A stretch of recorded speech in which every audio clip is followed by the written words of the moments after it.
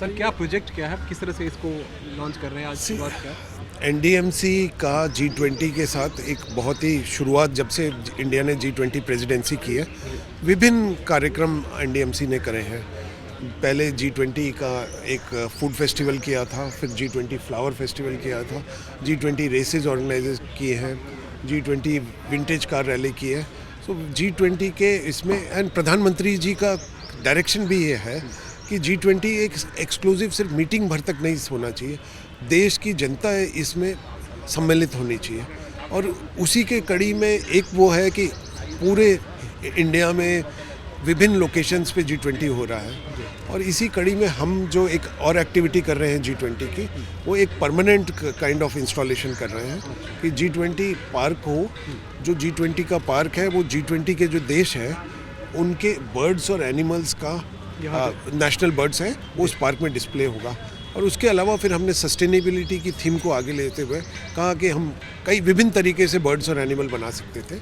हमने कहा कि नहीं, हम इसको ऐसा मैसेज देंगे जो विश्व भर के लिए हो, जिसमें कि जो बर्ड्स और एनिमल हैं वो रिसाइकिल्ड वेस्ट और स्क्रैप से बने। और उसके लिए फिर हमने अपने आप को जोड़ा ललित कला अकेडमी से, जो देश की लीडिंग एजेंसी है और भारत सरकार की मिनिस्ट्री ऑफ कल्चर का हिस्सा है।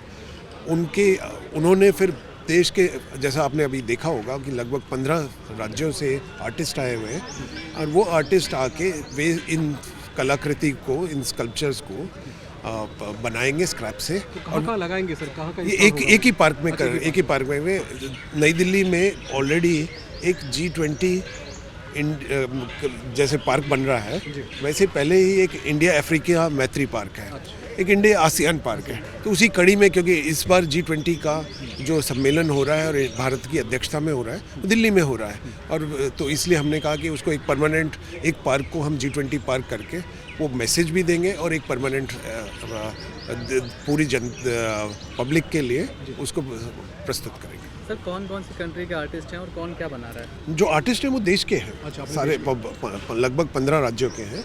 और वो जैसा मैंने बताया, भारत का नेशनल बर्ड से लेके चाहे रशिया का हो, चाहे यूएस का हो, जो भी G20 देश हैं, जापान है, कोरिया है, ब्राज़ील है, अर्जेंटीना है, सऊदी अरेबिया है, उनके जो नेशनल एनिमल्स हैं वो करते हैं। तो इसमें उनका पब्लिक को ये भी है, जब आएंगे तो उनके बारे में भी, G20 के बारे में भी होगा, पता चलेगा। बच्चे आएंगे, एंड उसके अलावा एक पार्क में एक नेचर में एंजॉय करने के लिए भी आएंगे, और प्लस उसके अलावा जो मैसेजिंग है G20 की, वो भी लंबे समय तक रहेगी।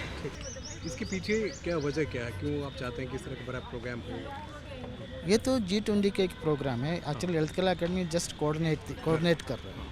द प्रॉब्लम ये हमने यही बात की, उपाध्याय हमारे पास आया था, ऐसे कुछ करना है, कुछ सिटी ब्यूटिफिकेशन करना है, तो बात किया, तो हमने उसको ये सजेशन दिया था, हमारे पास इतना टैलेंट आर्टिस्ट है, उसका मौका दीजिए।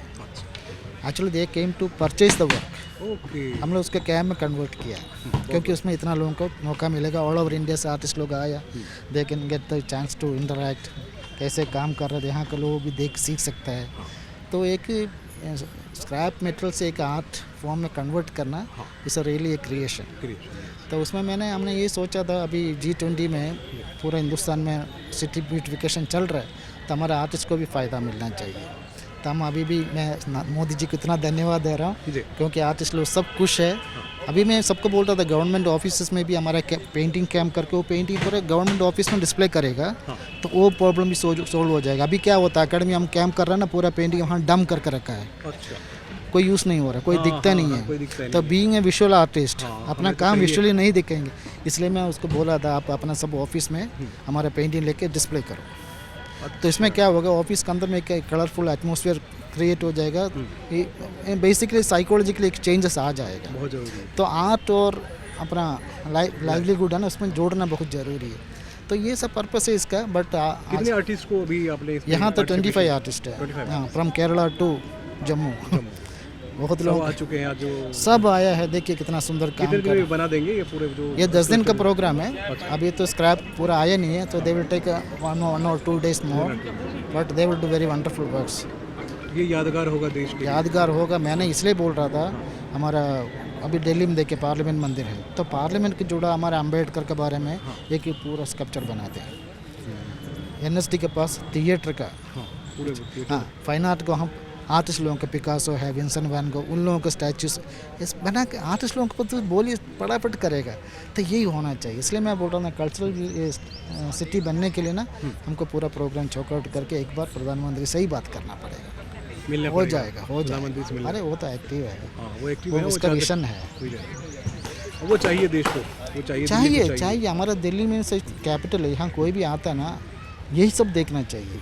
आप पेरिस जाओ, जर्मनी जाओ, आपको कोने कोने में आपको बड़ा बड़ा स्टैचू मिलेगा पुराना ज़माने का, 1500 का वो समय का, उसी में आपको फील हो रहा है हम कहाँ कुछ ऐसे कुछ जगह में आए जैसे पैराडाइज। हाँ जी, तो हमके हमारे देश में क्यों नहीं हो सकता है? सब हो सकता सब हो है। सकता है। Thank you.